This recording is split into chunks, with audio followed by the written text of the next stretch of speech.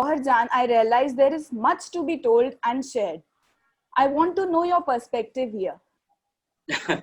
Thank you, Sonali. I think that's a great way to begin. To be and a very good evening to everyone. It's a great delight, a pleasure, an honor to be interacting with all of you. Rachna and I have been in conversation for a long time, and I'm glad that this finally materialized for this month. Thank you for making it, Vikram. Thank you, Rachna. So this particular question is something that even I have myself, jostled a lot with, about the way history is presented, taught, and especially at the school level to children, where, as you mentioned, it is something that is always rote learning. There is no inspiring, element in that. It's just by memory one needs to do. And in fact, even me as a student, I don't think I was too fond of history as a subject. So it would come as quite a shock to my history teacher in school to know that now I'm being called a historian of the country. But then it so happened that was also very serendipitous. So, while I was in school, in high school, when I was a boy of 12 or 13, there was this serial on television, Doordarshan those days, called The Sword of Tipu Sultan by Sanjay Khan. And I'm sure many of you might have seen that serial. And in that, the Maharaja, the royal family of Mysore, the Wadeyars, they were portrayed in a very, very poor light. The Maharaja was shown like this, obese retard who was dancing with the court dancer, and the Maharani was shown as this, really vampish woman who was always scheming and conniving. And there were protests in different parts of Karnataka about this, and because the royal family is held in a lot of regard and reverence even today, 70 plus years after independence. So as a boy who was really not too keen on history as a subject, this particular episode intrigued me a lot. And I thought, it was a completely self-motivated and, more importantly, self-funded initiative to go to Mysore from my hometown Bangalore almost every vacation and try to find out the truth behind the false representation that was there in the serial. And this was never ever with the agenda that this will become a book or anything like that. It was just for the pure love, as they say, junoon, that was there, that you needed to find out the truth. Investigative journalism ka keeda that was there, I think, very early in life. So all over 10 long years, this madness continued. And then, the interest expanded, not only from that particular king and queen whom I was interested in, but the entire dynasty, which was, in fact, among the longest ruling royal houses of India. They ruled this part of the country for about 600 years, from 1399 to 1947, with about 40 years in the middle where Hyder Ali and his son Tipu Sultan usurped the throne. So, but then there was no mention of them in our history textbooks, or no talk about them at all. And that's also one of the banes of how Indian history gets written, where large parts of the country don't even feature in our historical narrative, be it southern India, northeast of India, many parts of India. It's a very, very Delhi-centric narrative that we are fed up on. So that's when, after 10 years of so much of research and so much of gathering of material, that's when I realized that this, and many well-wishers did tell me that, why don't you put this all together in the form of a book? And that's how my first book came through, Splendors of Royal Mysore.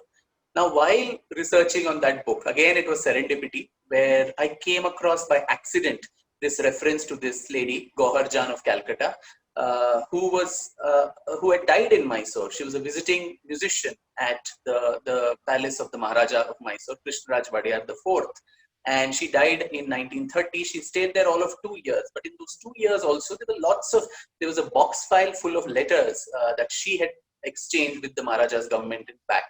So it also very, very briefly mentioned, the fact that she was India's first gramophone celebrity, that she had a very fantastic lineage, an Anglo-Indian parentage and all of that. And then she died in anonymity there. And then, the letters that she wrote, some of which I've also included in the appendix to the book, where she's, literally pleading for, mercy of the government.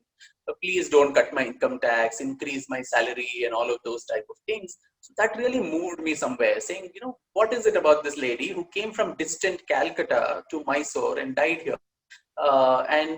Someone who was such a star, as the file mentioned, but then died in such penury and anonymity, and in such a very saddening story. So without knowing exactly how to go about it, it was almost instantaneous, an impulsive decision saying her story, I think, deserves to be unearthed and told. It was literally like looking for a needle in a haystack, because here was a Tawayef who had died way back in 1930 with no legal heirs, with no students, with no family, nothing. And for me to literally chase her through all the places that she lived in, where she thrived and she also suffered, and then to reconstruct her life, it was almost like a Sherlock Holmes expedition in itself. And in fact, I remember that even in Mysore, when I started the research, I started it from the place of her death. I even went to the KR hospital, the Krishna Rajendra hospital, where she died on 17 January 1930, masquerading as her grandson, and saying, I'd like to know the reason for her death. And in fact, I got a copy of the death certificate too, which has been put in the appendix to the book. And then unfortunately, even there, we don't know what was the reason why India's first commercially recorded artist died. She may have been under severe depression and may have even considered ending her own life. We don't know, because she was not very old when she died. She was just 57. So, and then I even went to the Kabristan committee there in Mysore to see if there is any trace of where she lies, where her grave rests. But unfortunately, there is not even a grave, a named tomb for her. So, the first gramophone celebrity, the first recorded voice, commercially recorded voice, the diva, the superstar, and all these epithets that are given to her, she today lies unnamed, unsung in some corner in Mysore. Of course, her voice, her songs too, have been talking to us through the 78 RPM shellac discs that she recorded in her illustrious career. But so little was known about her life, the highs and lows, the ups and downs of her life. So that is how this journey began. So Sonali, I don't know if I answered your question or went on a complete tangent, but No. that's what. Thank you for the answer. Actually, this brings to my second question here. As you mentioned that Gohar Jan had no legal here, so it would have been pretty challenging for you to research and write about. So Yes. I am aware that you researched for almost 3 to 4 years and traveled to many places, including Calcutta, as you mentioned. So what kept you motivated and persistent? I think it's my name, my parents named me quite aptly, and the whole concept of Vikram and Betal. So the minute the Betal tries to go away, Vikram goes behind and brings the Betal back. So I'm not someone who gives up easily. But jokes apart, I think it was just the beauty of her life and the way things were unfolding. I mentioned a little bit of that in the prologue to the book, as to how it almost seemed like a guided effort where someone was holding my hands and taking me through this journey. Because as I said, honestly, I didn't know where to start and what to do. We started from the place of her death and then went to Azamgarh, where she was born. Then I traveled to Banaras, Rampur, Darbhanga, Calcutta, Mysore, Madras, Bombay, then even outside India to London and Berlin and several other places, to put together almost like pieces of a jigsaw puzzle that her life had turned up to become. Particularly Calcutta, because I think so she spent most of her life there, and she in fact was known as Gohar Jan of Calcutta, and so there too. So a lot of the time that I spent there. So I in fact remember that in Calcutta I got a lot of court documents, which I have included in the book too. Where she had to prove her parentage in court for a servant who had tried to usurp her mother's property and claimed that he was the rightful heir. So I remember reading about this in some Bengali journal in Calcutta. I picked up a little bit of Bengali. I think I still can read and write, though my spoken Bengali has become a bit rusty, I must admit. But while going through this, there was this article of this man called Chitragupto. I don't know whether it was his pen name or true name. So he he was working in the Calcutta High Court. And so someone directed me to go to the Calcutta High Court to look for these papers. And so when I went there, I was told that, the High Court in its supreme wisdom decided that all civil cases, which were pre-independence, were not of much importance, and they had to be burnt. A bonfire had to be made of these. So I thought, oh my God, Gohar's papers are all burnt. So, but someone in the High Court told me that there was this man, Chitragupta, who was a clerk or something in the High Court, and he might have kept a record because he was a classical music buff. So then the trail began to try to trace this gentleman and wherever he was, and that took quite a lot of time in itself. A friend of mine and I went through different parts of Calcutta. We finally managed to reach his house, and to our despair, we found that he had passed away. But then his wife was quite suspicious of this young man who was coming all the way from Bangalore asking for her husband's papers, whether her husband is going to get into some trouble for pilfering papers from the Calcutta High Court. So I had to, literally, she shooed us away every time we went, and we were persistent each time till the time she, took those papers and threw it at us, saying, "Don't show me your face again, and take this and get lost." So, so that's how, when people ask me, so how do you plan the research? I really don't know. It is almost like going through a tunnel without any clue whether there'll be light at the end of it. One turn leads to another, and somewhere the same word, serendipity and fortune, guides you. And so different leads. So that those papers from Calcutta High Court then gave me further leads as to whom to contact in Azamgarh. And there was also, I had to go to Berlin, where the man who came to record her, Frederick William Gaisberg, he was a German who was part of the gramophone company in London. So he had maintained a diary, and that was with his family, so which I managed to get from Berlin, where he spoke about how she came to the studios, how she dressed herself up, how she bargained for a higher price, all these type of details. So that's how this journey persisted. And to be a historian who actually does a lot of field work, and because these days it's so easy with the internet and Google and all these things that you get a lot of things online. You can just, a lot of historical work sadly also becomes plagiarism, copy paste type of a thing. But if you want to do original research, it requires a lot of legwork and perseverance. And that's something that, I know what I've signed up for. It's an occupational hazard. So that's what, kept me going through the 3 years or 4 years that I spent with my work on Gohar Jan. It was a kind of, it consumed me day and night. I was so convinced of the fact that here was a story that deserved to be told. Here was a lady whose tale had been willfully suppressed from national consciousness, from musical consciousness, and that deserved to come out into the public realm. We are happy that you stick to it, and here we have a wonderful book with us to discuss with you. I'll now invite Meghna for the next question. Good evening, Vikram. Your book was an absolute treat. It really was. My favorite chapter in the book was about her interaction, about Gohar Jan's interaction with the king of Datia. So can you shed some more light? Like, is it complete? Like, is it more of fiction here, or is it actually like a lot of things? Most of it are true. It was really very fascinating, the entire chapter. The silver-studded bed, right? Yeah. That stage, silver-studded stage. Yeah. Oh my God. Even I've forgotten. It's been 10 years since I wrote the book. I've forgotten the details of what was there in that. But yes, so in fact, I was again led to that story by a musicologist in Patna, Gajendra Narayan Singh Ji, who told me that there was something like this that happened. I think it's worth investigating. So I actually went to Datia. I met members of the royal family there. So a lot of the problem when it comes to Indian historiography, particularly historiography of the arts, and more so if it is to do with the lives and stories of women, there is so little written records.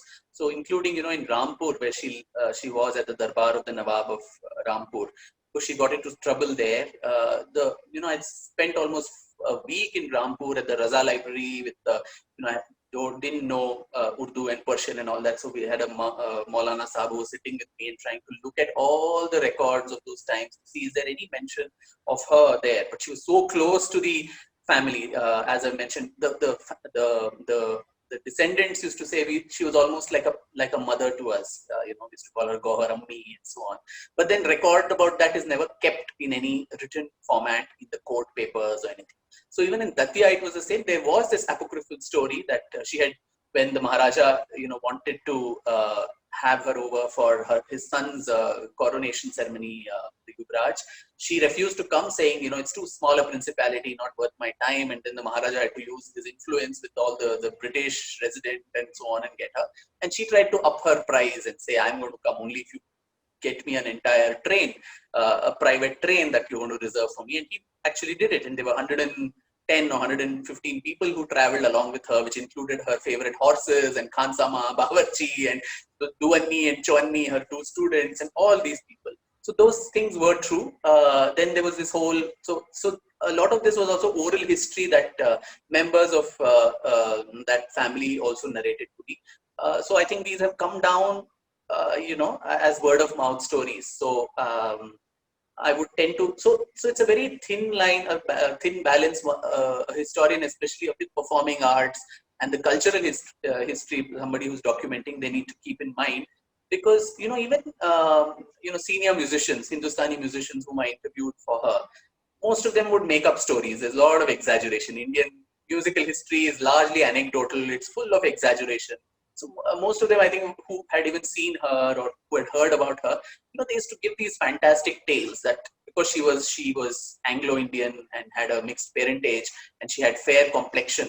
So they would say, वो इतनी गोरी थी कि जब वो पान खाती थी तो उसका पूरा जो पान का है वो लाल रंग यहाँ पे, you could see the red juice going down her throat, almost making her seem like some water lizard and not a human being. So it's a tough task. It's a balancing task that you need to do as to what story you need to put into the tale and what you need to remove. But this seemed to be a plausible story, the Datia episode, and that's how this happened. So tough task, paucity of documents, paucity of information. Among the information you get also, you need to take a call as to what seems very, very exaggerated and unlikely and what seems more, likely. And how you made her personality reflect, the way humility came into her after this episode was also amazing. The way you weaved that in. Thank you so much, Vikram. Thank you. I'll now invite Rachna for the next question. Yeah, Vikram, I have read the book. It's fascinating, I would say. And Gauhar, she was a great performer. She was a singer and she could sing in multiple languages, first classical pop singer. And she could able to adapt, and in those times, she was able to adapt to the technology and recorded, her voice in just 3 minutes. She was amazing. And now, if you were told to draw a comparison, or what are the similarities and what are the differences between women like, Gauhar Jaan, a great performer then, and, if you want to, relate to someone, or if you'd like to name someone who is of that stature, if you would like to, name a person who could be of that stature as Gauhar Jaan in recent times, as good a performer. That's quite a googly question, I must say, Rachna. And but I wouldn't. It would be very unfair to make that comparison, in my opinion, because the conditions, the social conditions, the technological conditions, all of that under Gauhar or women like her, particularly of the Tawaif, and or maybe in general, women then and women now like a performer. Yeah, I'm talking about a performer. No, even that, it would be very, very unfair because of the privilege that with which, or the backgrounds with which women today come from, whereas what they were then. So those days, to be a woman and a performer meant that you were a courtesan. And, either in the north, you would be, or the north and the east, etc., you'd be called a Tawaif, and in the south, you were the Devdasis. So who had a very ambiguous position in society. They were held in some kind of regard. I've even mentioned the social history of the Tawaif culture, particularly in Awadh and so on, where the nobility used to send their sons to the Kotha, unlike what Bollywood shows as a Kotha being almost like a... And there was a clear demarcation between a prostitute and Tawaif. Yes. So there was a hierarchy there too, like everything in India has a caste system. Even here there was a hierarchy. where a Jan and a Bai, the suffix to their name, that was the high end, really, really high end of the community. So those those conditions under which they survived, where all these male ustads used to come and learn songs from them, but none of them would like to be identified as being their shagids or so on. Similarly, they too would learn, like Gohar herself had learned under so many people, from Ustad Abdul Karim Khan to the Patiala Gharana, Kirana Gharana. So there was no one Gharana that they belonged to. They were more eclectic in their musical, style. Absolutely.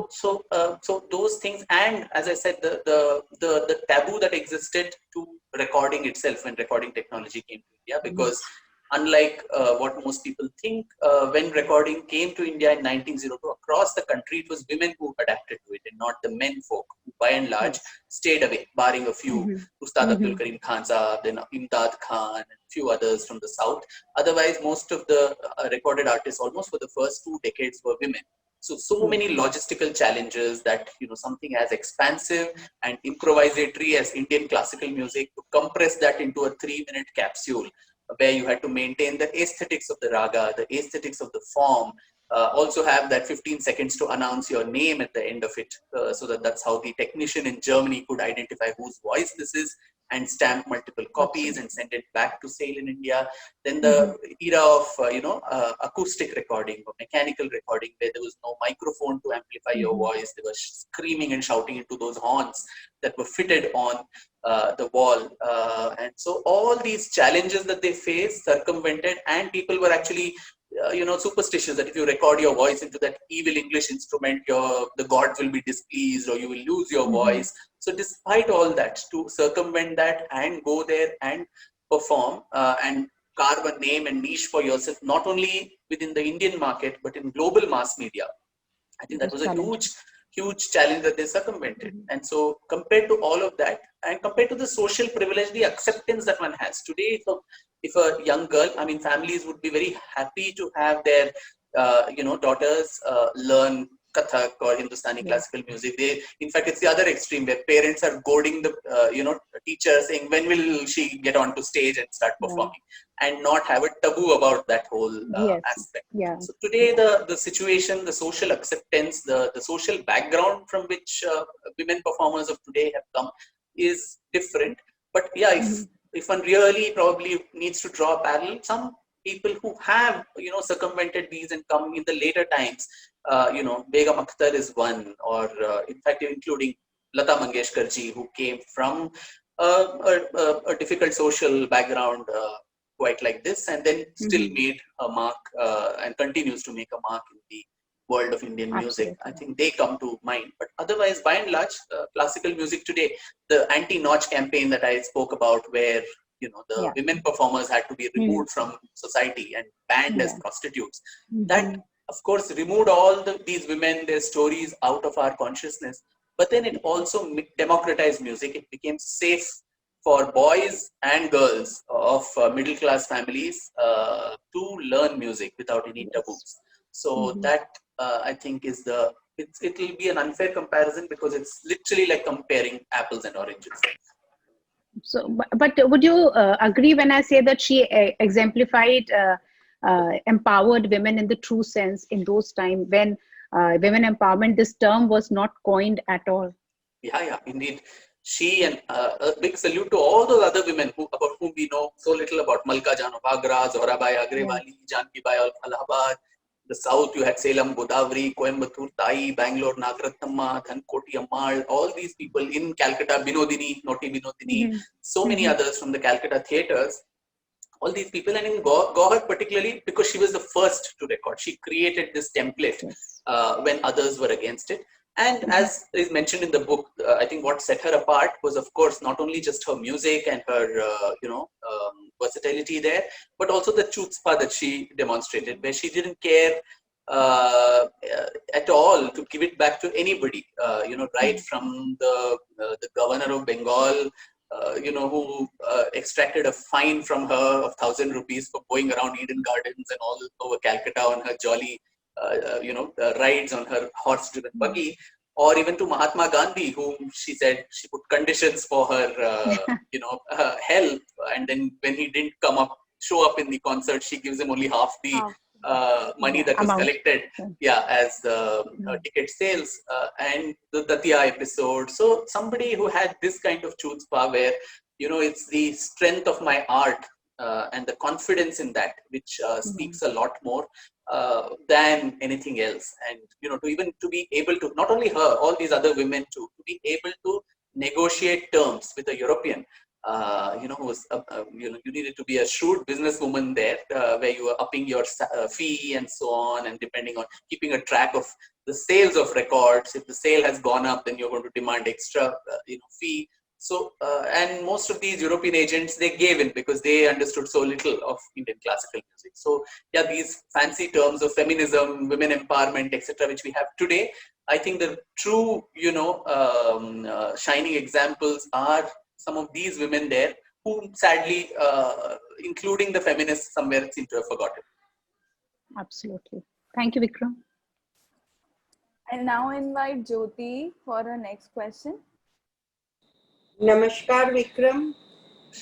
First, I would love to compliment you with all my heart. The way you have written this book, it was like walking through in all the times what you have described. It was incredible. Thank you, now, Jyoti. How do you like to see your book translated into the play and supposedly going for the movie? How do you see it? I would like to hear your version, then I'll say my version. So play has already happened. Play, so that's why my question is this. So you tell me, after reading the book, what did you think of the play vis-a-vis? No, I would like. That's why I said I would like to go from you first. Vikram, I've seen the play and read the book. I like the book better. That's to be true. that's quite obviously, the reaction that most people would have. In fact, even Da Vinci Code. I mean, after reading the book, when I saw the film, I think the film was a bummer because it was nowhere close to the excitement that the book brought in. Because I think these are two different media. The book will allow the author to expand at his or her pace. It allows the reader to have his or her imagination, whereas there you're time bound, you have so many limitations. So initially when Lilette Dubey reached out to me wanting to adapt this, I was quite skeptical, but I really wanted her story to reach out in multiple forms, whether it is a book maybe having limited reach, so other media through which one could popularize her. So I agreed, and initially it was so Mahesh Dattani wrote the script for that play, but I think it had quite a bad first running initially in Mumbai, when it had the premiere at the Prithvi Theatre Festival in 2014 or 15. It came in for a lot of criticism, and then Lilette actually freaked out, and then she reached out, and Mahesh and I had to literally rework the entire script to make it a little more cogent. So it was a challenge. It was a big challenge even for him, because it's a very, very fiery personality, and the play itself, I think it goes on for 2 hours, which is quite a long time, unlike the plays that are there. But then each time I've seen the play, I think a couple of times. They've invited me when the staging happens in different cities. Each time I swear I have goose flesh, and I literally, my eyes go moist when I see my muse up on stage. Particularly that last scene where Rajeshwari, who's such a fabulous actor, who sings, dances, and then in multiple languages. She's also tried something in Tamil and Kannada and Bengali and all kinds of things she's done. She's brought out that spirit of the lady, and towards the end she does that chakkar and does the kathak, and then she also does this salam kind of thing. In fact, the first time when she did it, she knew I was sitting in the first row, and she almost came very close to me and did this. It was almost like Gauhar coming and telling her, thank you, thank you, you brought me back to life. So I literally, I had tears running down my cheeks. So, and I told her that you make me cry every time. I don't think I want to sit in the first row. So it was a big challenge. And now the next challenge is to see how it's going to come on celluloid. And Ashutosh Gavarikar has been working on this for a long time. And thanks to this lockdown, I think that's also got pushed. Ideally, the film should have been out this year. So there, at least I've helped him quite actively in the screenplay writing, so as also a period consultant. So there was a lot of, I mean, you know how Bollywood is, it tends to dramatize and make it highly dramatic. So, but then very few directors, I think, are like Ashutosh, who would like to take the support of the or the inputs of the author too, because you know one needs to be authentic. So there were lots of loopholes in the dramatization. So historically and musically, so we etched out all those edges, and the screenplay, the script, and everything is ready. I don't know at what stage of casting and production, etc., the film is, but hopefully, inshallah, the film should be out also very soon. It's what I hope. Now, I'd like to hear your views, Jyoti. I'm more curious about that. No, as you rightly said, you know, to see your muse, it must be very nice, rewarding also. But when I saw the play, I was okay, good, enjoyed it, not knowing the details what you have written. That's why I said first I would like to pay the compliment, because I could see myself walking in all the streets which you took, which all the places I traveled with your muse. So that was a brilliant experience. And I hope your movie does better, because Ashutosh is definitely a better and intricate in all these things. So all the very best, and looking forward to reading your other books too. All the very best. Thank you, Jyoti. Namaskar. I would like to take a connecting question here. Gohar Jan's achievements, struggles, highs and lows. How she faced all the hardships with courage is an inspirational story. So when you research extensively for the biography, you would fall in love with the character, as you are mentioning. So how do you ensure keeping aside your biases when you are writing? Wow, that's a very nice question. So that's a very tough task for a biographer. And usually, you know, I've spoken about the whole process of especially writing a biography, which is what I kind of like. I like to see history through the lens of a person's life. You know, and a biography is akin to falling in love. You know, you fall. It's a love affair that carries on between two people who are in relatively unmovable conditions. Either they are dead or too old. So, but then there is that instant connect with the subject, and that is what drives you to invest your time, your effort, your everything into your money and everything for a protracted period of time to research about the person. And in the process, you know, just like it happens in a love affair, you chase your subject of your object of desire. You know, you stalk them, you get every little detail about them, their letters, their details, and you know, their enemies become your enemies, their friends become your friends. You have lived another life all through the highs and lows. But then also, you know, as Virginia Woolf had written in her essay 1931, I think, called The Art of Biography Writing, she calls biographies as the most restrictive of all arts, because you're limited by paucity all the time. Because even if we consider our own selves, Abyss has no biographer, she says, because you know, our own lives, we would not like to maintain records of some of the worst episodes or something that we are so embarrassed about or we are so ashamed of, or nobody might tell us those details. So a biographer will need to make conjectures, connect dots, weave a narrative literally. So in this process of chasing your subject, many times the love affair may even fall apart, because you would realize that you know, the subject is not worthy of your time, and that's happened too in many of my projects, where you know, it seems like a wasteful exercise and you give up. Sometimes you continue and keep up the persistence, and once you come to the writing desk, I think that is the most important phase, where the writer, the biographer, needs to cut off all emotional cords, and suddenly the person whom he or she has been so much in awe of, admiration of, you need to step back and become a bystander, and then also analyze the pitfalls. Being human, obviously they would have had their pluses and minuses. So to not just, a very thin line between a biography and a hagiography. So to tread that thin line is for a writer, you know, walking on eggshells, and to be able to do that, to salvage the biography. Otherwise, it just becomes a work of hero worship. And particularly in musical history, if you see, most of the biographies of great musicians, they have either been written by their children or by their students and so on. So in which case, some of the darker aspects of their life, whether it's their professional life or even personal life, sometimes the personal life also, how much of it do you want to reveal? How much does it make sense? So that obviously, if you're writing about your own father, you would like to whitewash many of those darker aspects. So that's one reason why most biographies fall that test.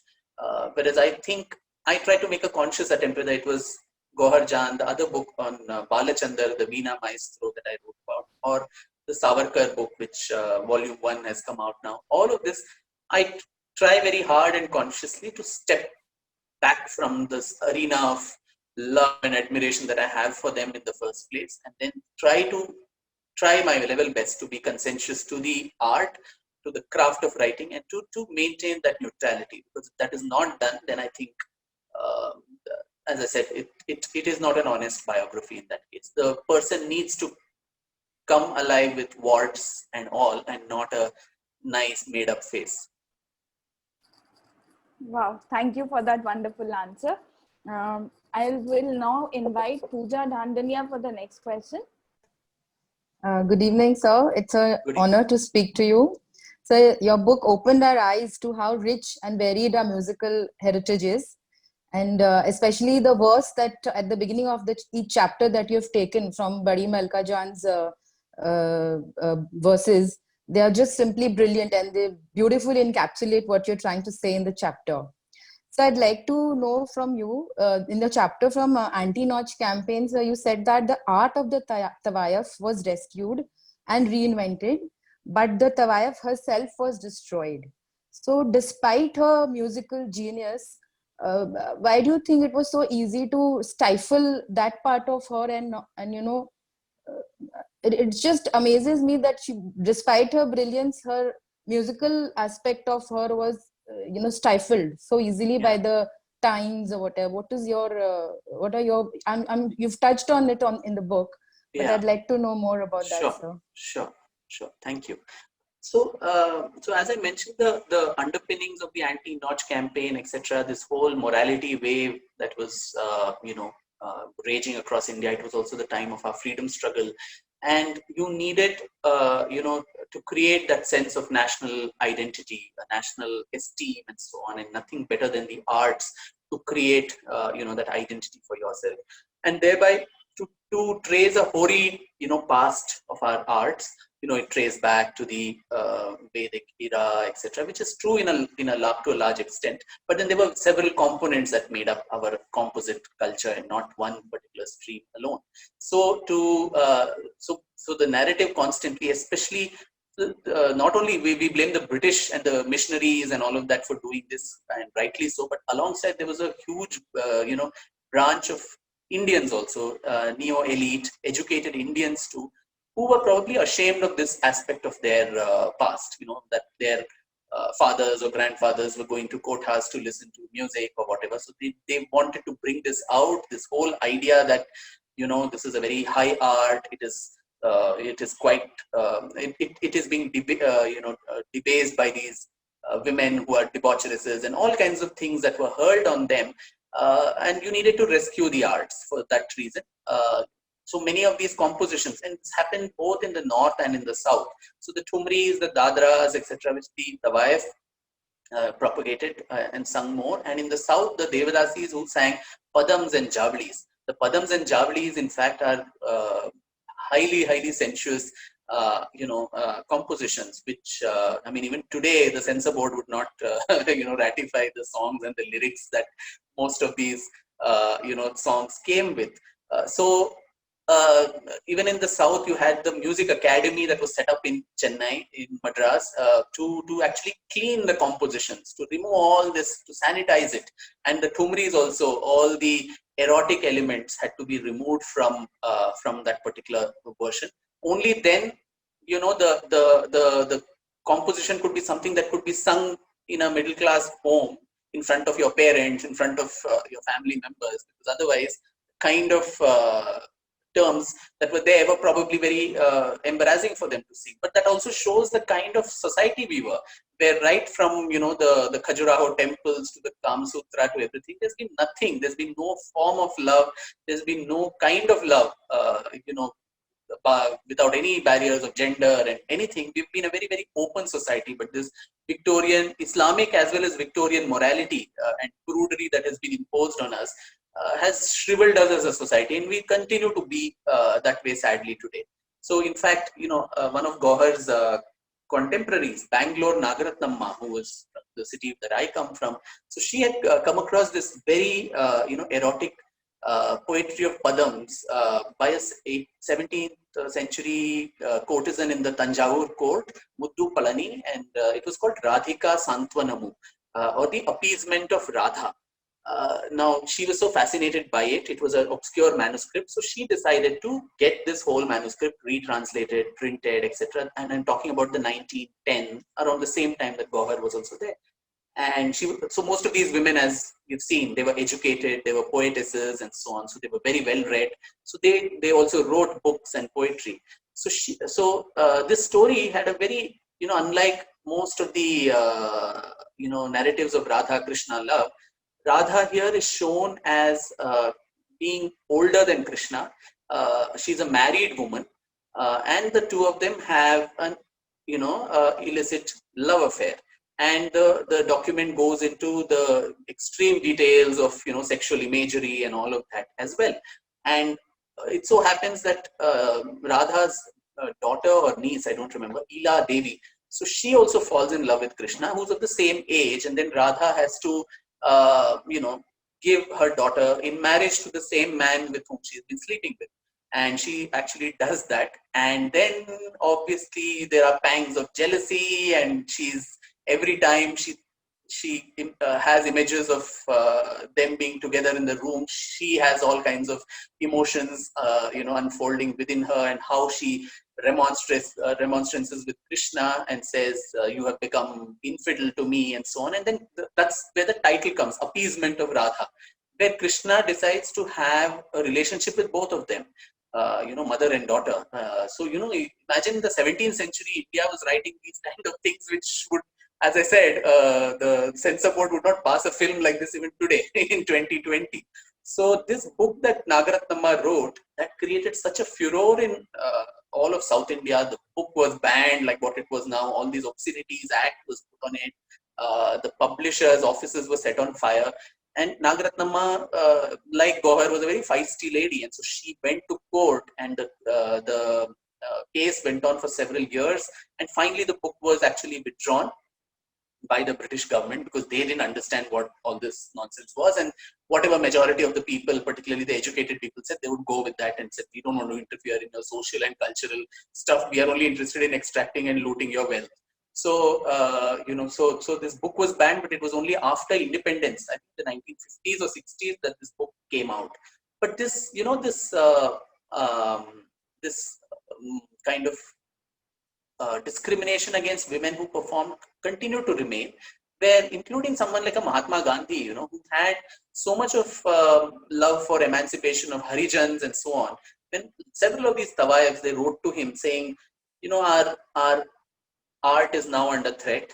We would like to put our entire might to the cause of the freedom struggle and join it. Gandhi turns that proposal down, terming it as an obscene proposal. So there are lots of you know, articles where he talks against the whole idea of a courtesan culture. So someone as influential as him coming with that, and even after independence, you know, Sardar Patel, I mean, it's again an apocryphal quote that is attributed to him, says, those women whose public life is a public scandal will not be allowed to enter the portals of All India Radio. So in fact, even after independence, when women like this had to go and record, you had to actually show your marriage certificate to show that you were, you know, morally upright. So obviously with these kind of strictures, most of them either died in penury, died unnamed and unsung. Many perhaps went reduced themselves to flesh trade, which to survive. But many of them who were constant innovators, they also innovated and changed themselves and branched out into the new field that was coming, which was the film industry. So many of them, the early, divas of the film world, especially in Bombay and in Calcutta, Nargis's mother, Jaddan Bai, for example, one of them, who was also from the courtesan background, all of them started migrating to these new avenues that were opening up. M.S. Subbulakshmi, who was again from a Devdasi background, how she reinvented herself to the other extreme of being a very, very, honorable Brahmin lady. Begum Akhtar, who was Akhtari Bai Faizabadi, she marries a barrister and then becomes this honorable Begum. Similarly, Siddheshwari Bai becomes Siddheshwari Devi. So, a lot of them reinvented themselves like this. And in fact, it was Rasulan Bai, a very famous Tawaif of Banaras, who had very pithily commented that बाकी सारे लोग तो देवी और बेगम बन गए हैं, मैं एक ही हूँ जो बाई रह गई.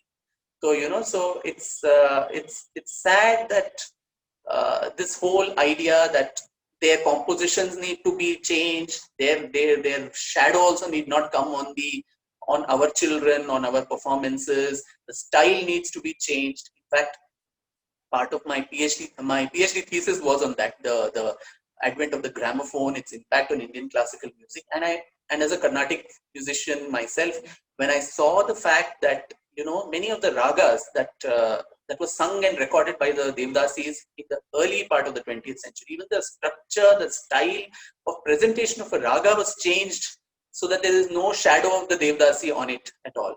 And as a student of music, I have never been taught by my teacher even one padam or javli. It's almost like blasphemous to learn all these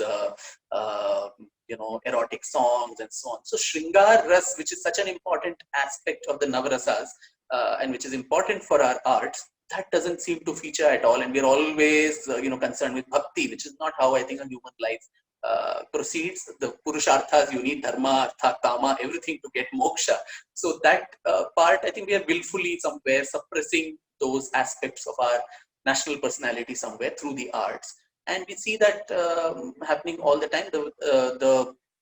The instruments too. For instance, in Hindustani music, you have the sarangi. I think mentioned that in the book as well. That sarangi had a lot of connotations of a kotha because most of the sarangiyas were, illegitimate children of the Tawaif or so on. They lived on as hangers-on in the kotha. So the sarangi itself was demonized so much, saying, this has all those reminiscences or remembrances of a kotha, Tawaif, debased culture.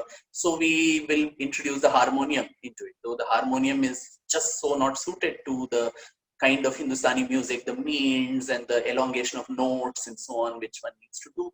But that's how music changed. And music or the arts is a reflection of society, a reflection of social trends. If it is static, then it dies, an art dies. So depending on social customs and conditions, positive, negative biases, the arts also change. And this has been the narrative of change of our Indian classical music. Right. So, sorry Good for a all. very Thank long you, sir. answer. Thank you, sir. It could also be that, Kam, Krodh, Mad, Moh, Lobh, these are all considered as vices in our society and also by the Vedas, and also it could be because of that also. Yeah. Thank you so much, sir. Thank you. Thank you for that enlightening answer. I will invite Sunanda for the next question.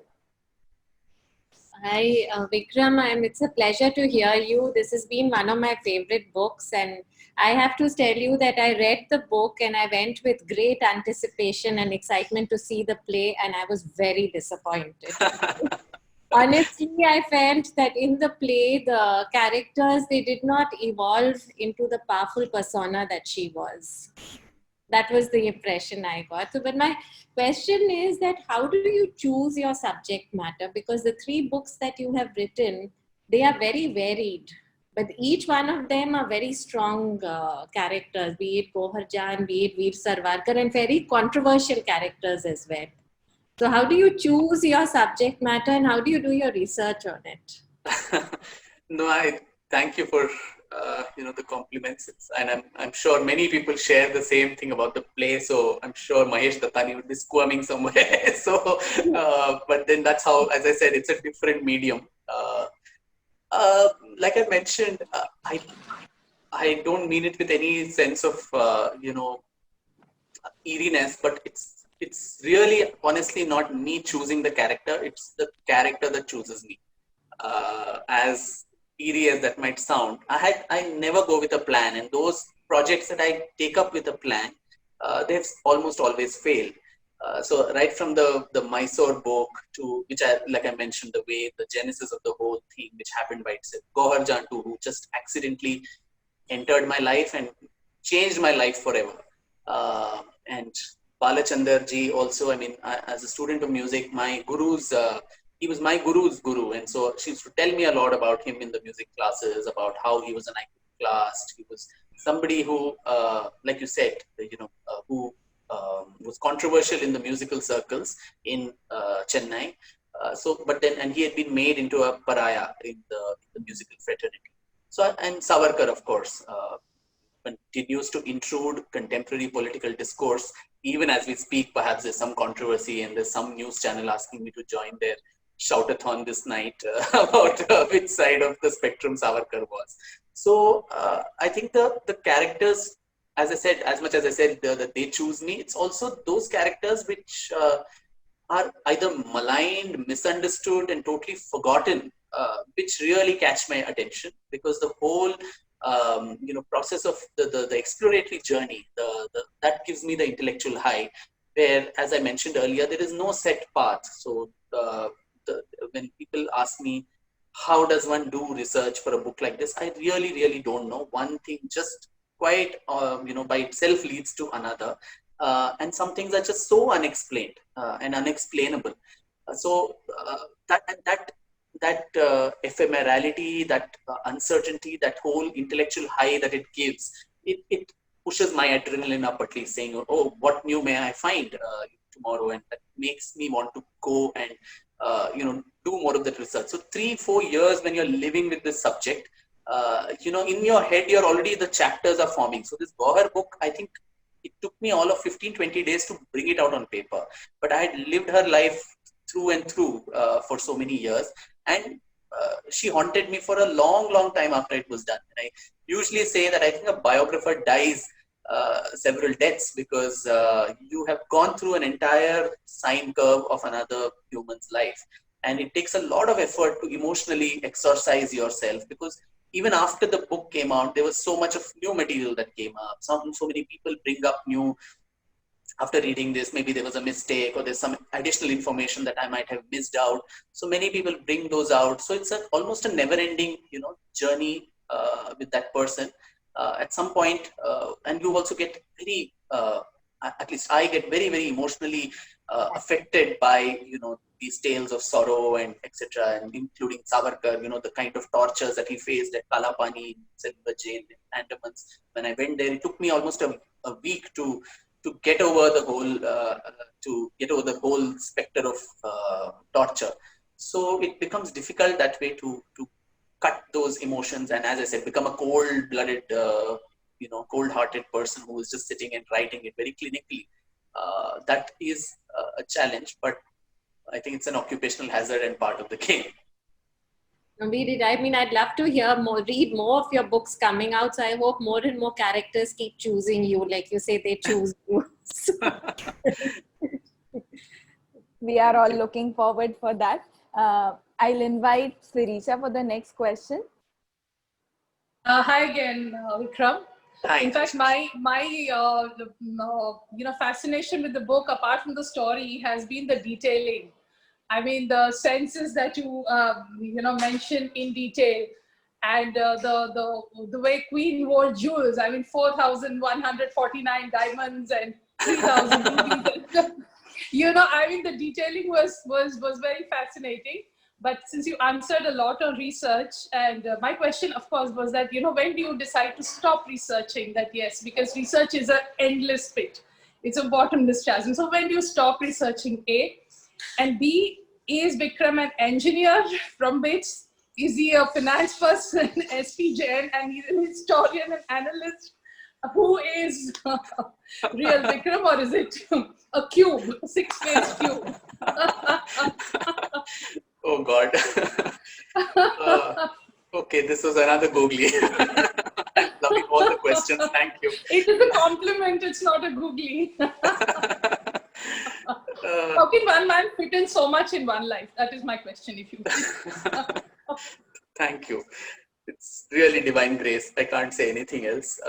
And yeah, deeply, grateful to my parents who inculcated this whole, the fascination both for music as well as literature. Being a single child, I think, very lonely childhood. So the only constant companions who would not give up on you were music and also books.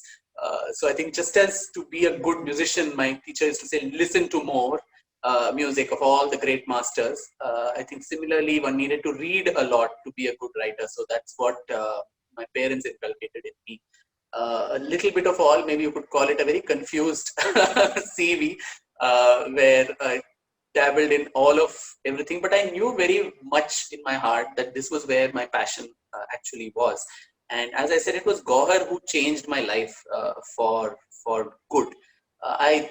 While I was thinking of writing the book, I really never thought that this book is, who's going to be interested in the life of some Tawayef who died in 1930, and but it was my story which I was dying to. It was a story that I wanted to tell, and that was so unmoved by commercial considerations or commercial success and all of that. I went ahead and wrote it, and it was a gamble, and which paid off well.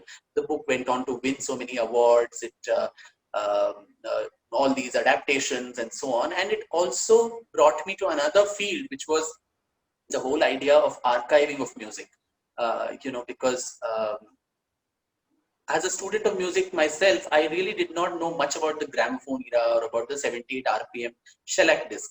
So while writing about Gauhar, so I've devoted some amount of space also to analyzing her music in this, and put a CD along with the book of her digitized, music. Now these were not easy to get because we don't have those gramophone machines, we don't have the needle that runs at that speed and so on. And most of these, these discs itself are found scattered in chor bazaars, in raddi shops, in different parts of India, which is where the valuable cultural inheritance of this country lies rotting.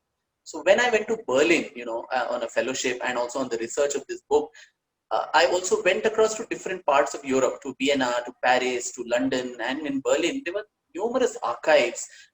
Almost all of them had a concept of a national sound archive, a central repository where all the audio treasures of their country were preserved. Not only their country, but a lot of valuable holdings of Indian recordings, not necessarily only music, but also voices of Indians. For instance, there was an archive in Berlin called the Laut Archive, which had about 100 odd, recordings of Indian prisoners of war from the First World War, who were there in German war camps. And they were just asked to say something in their local language, in Bengali, Sindhi, Tamil, Pushto. And these were all recorded, and Germans being Germans, for every recording there would be 40 pages of documentation saying who is this fellow, which village he came from, who was his father, and a transliteration, all of that of whatever that person narrated. And most of them would keep asking me, doesn't India have a national sound archive? And as an Indian, as a student of history, student of music, it was deeply embarrassing to admit that we did not have any such institution. We let all our treasures die, and nobody cares a fig for it. So on coming back, this was 2010-11, I did reach out to the previous government, the UPA government. In fact, even in a meeting with none less than Mrs. Gandhi, who was the chairperson of the UPA, discussed this whole idea that we need to set up a national sound archive. And I would be very happy to give up my regular corporate job that I was having then with Citibank and Hewlett Packard and all of that, and take up this cause. But you know how governments are, it didn't go anywhere. The files kept moving from department to department. And that's when, I met Mr. T.V. Mohandas Pai, who was with Infosys then, and later now with the Manipal Group. He said, why do you go behind governments? You set up your own public trust, and I'll give the seed capital to set this up. And that's how I set up this archive of Indian music in 2011. And it's been a slow, steady pace of work. We've already rescued about 15,000 gramophone discs from different parts of India. In classical music, in folk arts, in early cinema, the Devika Rani, the Sehgal era, also the theater recordings of different languages, voices of leaders, Gandhi, Tagore, Subhash Chandra Bose, all of these, and very slowly, with so little help and financial help, with no involvement of any government, luckily.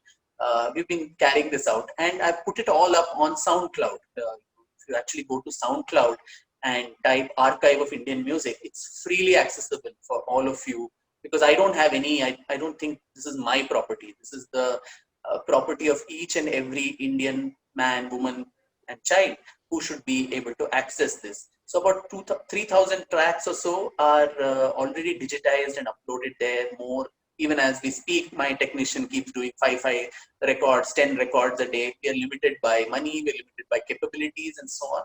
And as more people, kind of contribute records and so on, we probably would try to enhance the collection.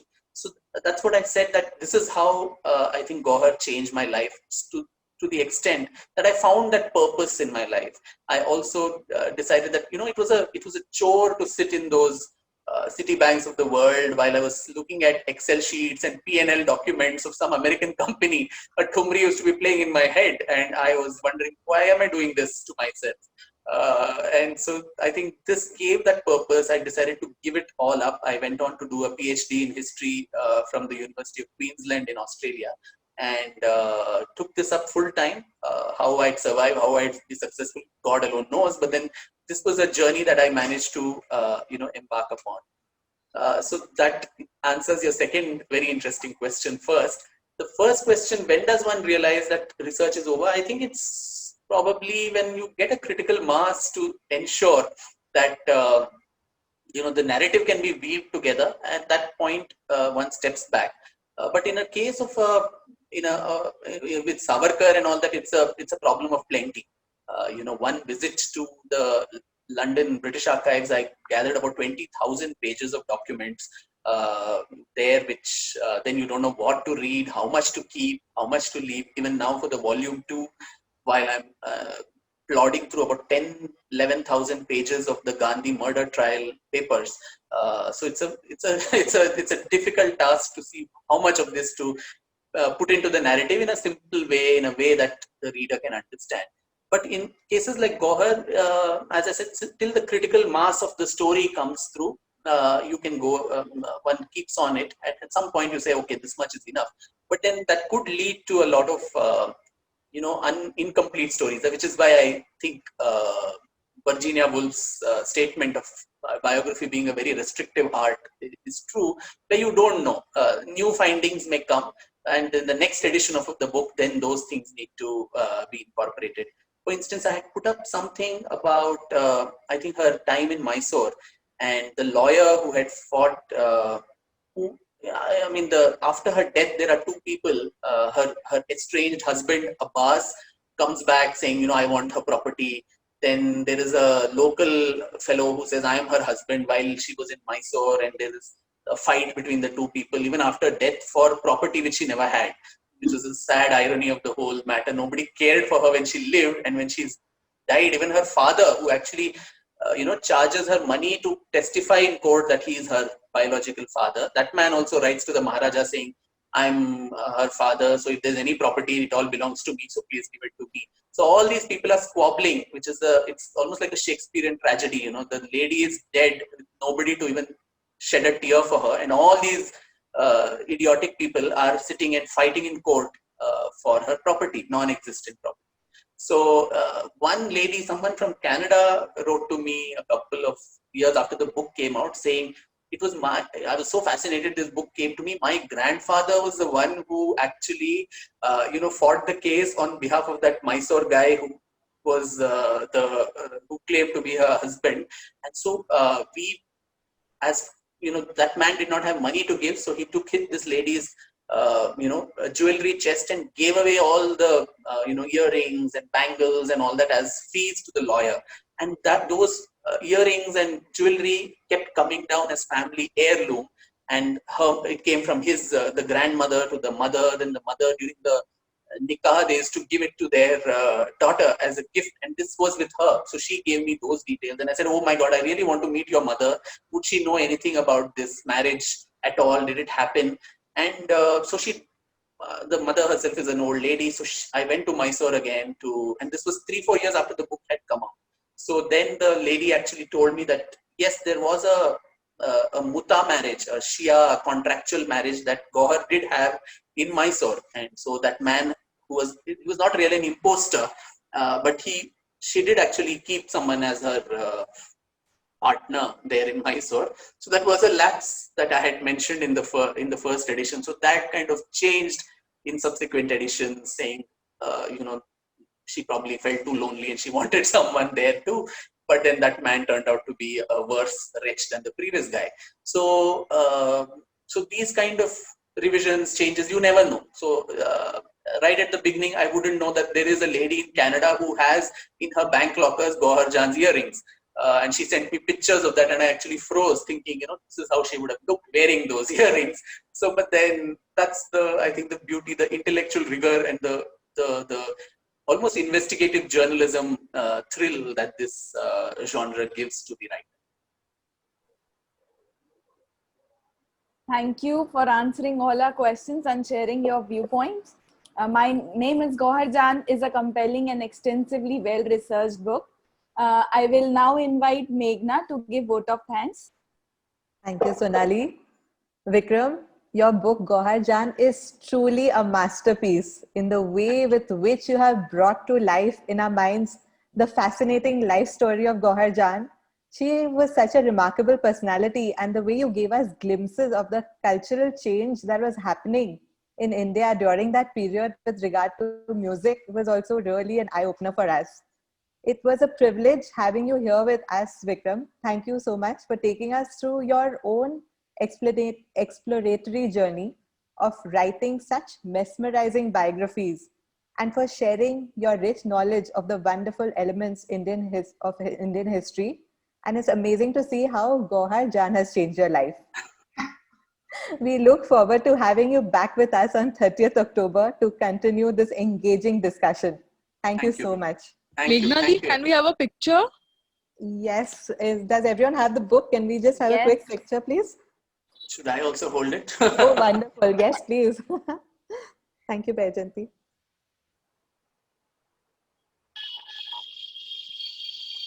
Thank you so much. Thank you. Vikram, can we sign off with your favorite verse from Malka Jan's writings, which she has written? Wow. I would, this is something that really touched me every time I, read it. I just opened it and that page opens up. See, that's, it's on page 232 where, the opening verses of Badi Malka Jan's Maqzane Ulfate Malika passed through my mind. They seemed so appropriate not only for herself, but also for her beloved daughter Gohar. She says, and I quote, "In the loneliness of my grave, I opened my eyes and looked around. The mourners had come, cried, given me my ceremonial burial and left. It was when I was left all by myself, far removed from the colors of life, that the real thrust of my miserable existence hit me hard. I mourned my life while my near and dear ones mourned my death. In the loneliness of my grave, my mourning continued. But wasn't it too late?" Wow. Wow. Thank you. Thank you, Vikram, Beautiful. for the wonderful session. Thank you. Thank you, Rachna. Thank you, everyone. Thank you. Thank you. Thank you.